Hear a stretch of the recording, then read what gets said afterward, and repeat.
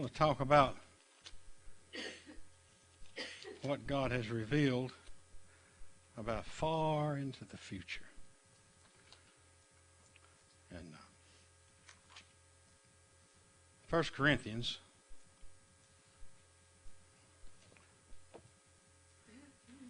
I can see the Corinthians, but I can't see the first. Oh, okay. 1 Corinthians chapter 2. Let me just read this one little thing here. You've heard it, I know, a lot, but every now and then we need to just focus in on that.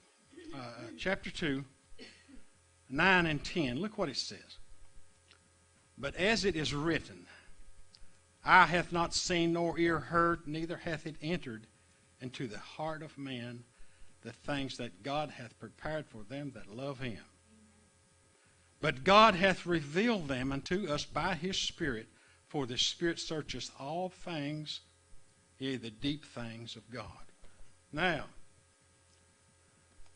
since this book is written by the Holy Spirit, we can get revelation out of this book nobody else gets. It hasn't entered into the hearts of the men out there in the world what God has prepared. But through the Spirit in this book, we can know what God has prepared for us. Now today I just want to touch on something that just to think about. I'm not really going to teach any heavy things, but I'm going to get into something that's just been on my mind all week.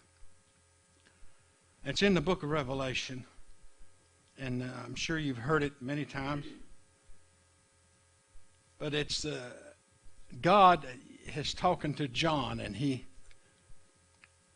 of course, you know, he's on this prison island, this Patmos, and the Spirit begins to talk to him, and we know all about the book of Revelation and what all was said to him. But he gets over there in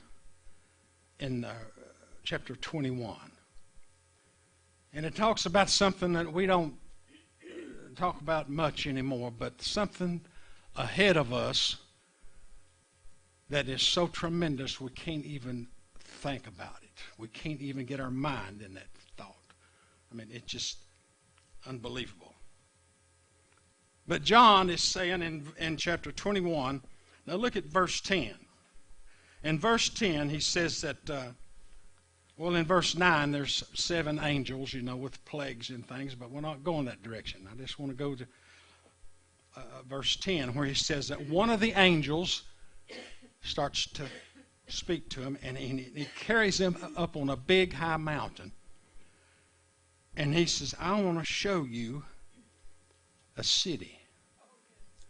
Now, John, the city's not on earth, because over and over it mentions coming down. It's on its way. Now, it carried him away in the Spirit. So I see him, maybe it's not a high mountain, but he's up high in a place to where he can look far off into space. And he sees this great big structure. And he don't have any idea how big it is because it's so far away. Now in verse 2, the angel tells him, says, the name of this city is New Jerusalem. And it's coming down from God out of heaven. So it's on its way. Verse 3 says that God will live there with his people. Now that sounds like just a statement you would make, but you think deep about this. You think deep about the one that made those planets out there, and the one that put all this universe together, the one that created all things, and he decides he's going to bring his house down here on earth, and you're going to live with him. Think about it. God will live there with his people. Verse 4, no more tears, no more death, no more pain, no more crying, no more sorrow will be in that city. Verse 5, Jesus tells John to write down the things he sees that they're true and faithful. Now Jesus is speaking here for a little while, and then John will go back to talking to this angel. But then in verse 6, Jesus identifies himself. You know, he's done it many times. He says, I'm the Alpha and Omega. He identifies himself. So he tells John that everything he's seeing is true and faithful, and tells him to write it down. Now in verse 11, we're going to skip down here. John starts to describe the city, the light coming from the city in verse 11. In verse 12, he describes the wall around the city. 13, the gates and the wall around the city. There's 3 on each side. Verse 14, how many foundations or stories high? There's 12 stories. And verse 15, the angel with John measured the city, the gates and the wall. Verse 16, the size of the city, the length, the breadth, and the height, all were 12,000 furlongs each. A furlong is 1/8 of a mile. 12,000 furlongs divided by 8 is 1,500 miles square.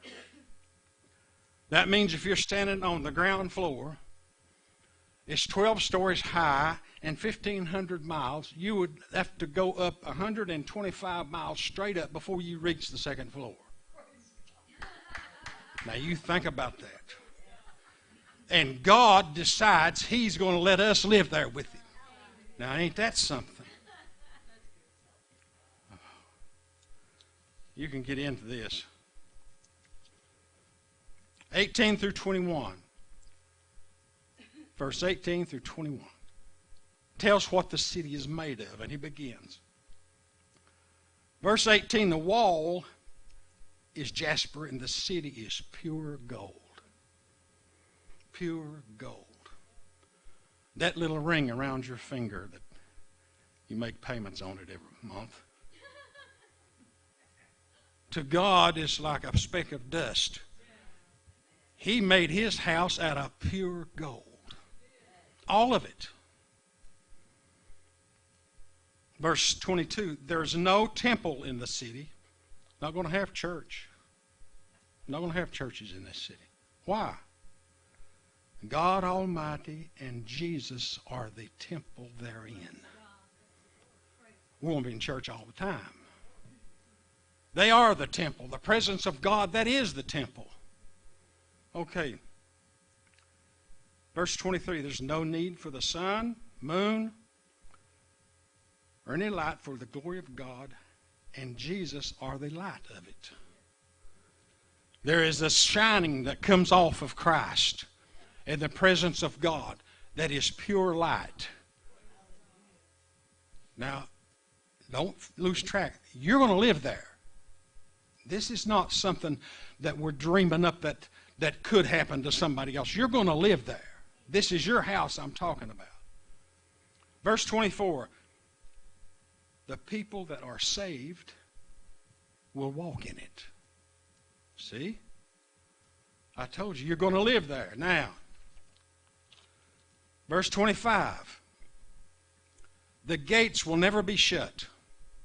There's no alarm systems, and nobody going to break in. And there'll be no more night. There'll be no night. If God lights up the place and he has no shadow of turning, there's no night. Can't be. Verse 27, there will be nothing that is evil in that city. Only those written in the Lamb's book of life. I told you, you're going to live there. This is your house I'm talking about. Now we get into chapter 22. It says there's a river, pure water of life coming from the throne. Now, I don't fully understand that. But he tells us, it hadn't entered into our mind the things he's, got planned for us. So we're not going to understand it all. But a river of pure water of life flows from the throne of God.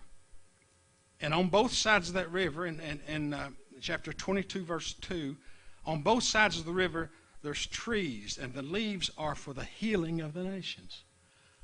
I don't understand that. Verse 3, no more curse. There's no more curse of sin, period, anywhere. It's over with. The throne of God will be in it, in the city. Verse 4, chapter 22. They, the saved, will have his name in their forehead. He staked a claim on you. You belong to him. You're in his house, which is your house. You belong to him, and everything that goes on in this house affects you. Verse 5. No need for any kind of light or candle or anything, for God gives them light. Now listen to this. And they shall reign forever and ever. This is your house.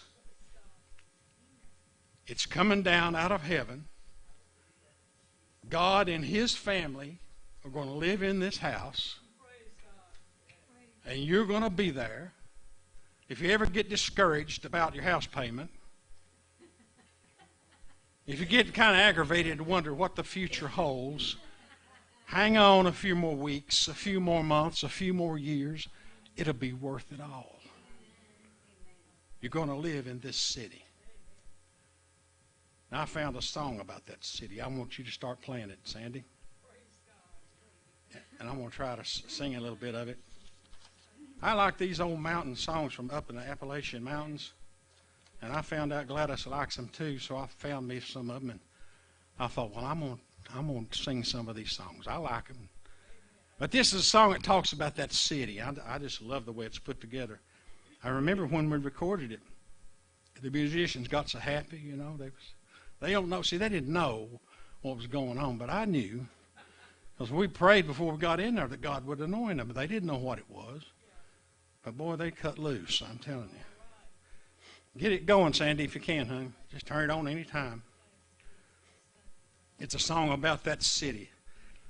I don't know who wrote it, don't know where it come from. We had some people down through the years claim that so-and-so wrote it, and this one over here sang it, and they go back and forth and never could find any information on the song. Betty Jean didn't write it, but she kind of arranged it. So that's the only thing we could copyright was the arrangement. Here we go.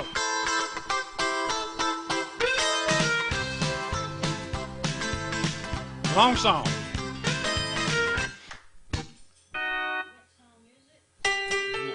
Last one on the tape. Last one. 21. There we go. Turn it up here. John tells of a city 1,500 miles long. John tells of a city 1,500 miles long, coming down out of heaven. There's room for everyone. Turn it up. The name of that city is New Jerusalem. Yeah, the name of that city is New Jerusalem. It's coming down out of heaven. There's room for everyone. Well, they tell me there's a river flowing from the throne. They tell me there's a river flowing from the throne. It flows on through that city, 1,500 miles long. Listen, they tell me of a king. He's sitting on a snow-white throne. They tell me of a king. He's sitting on a snow-white throne. His face lights up that city, 1,500 miles long. There'll be no dying in that city, 1,500 miles long. There'll be no dying in that city, 1,500 miles long. It's coming down out of heaven. There's room for everyone. Okay. Well, don't you want to go to that city, 1,500 miles long? Don't you want to go to that city, 1,500 miles long? It's coming down out of heaven. There's room for everyone. John tells of a city, New Jerusalem. John tells of a city, New Jerusalem. It's coming down out of heaven. There's room for everyone. It's coming down out of heaven, 1,500 miles long. All right, Leroy. Hold him down.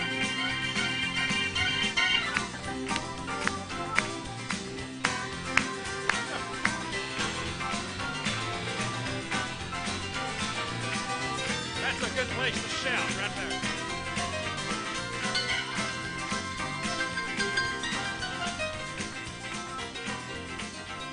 Yeah. I knew if Leroy got started, he's liable to run all the way to Nashville. God bless you. Thank you. Bless you.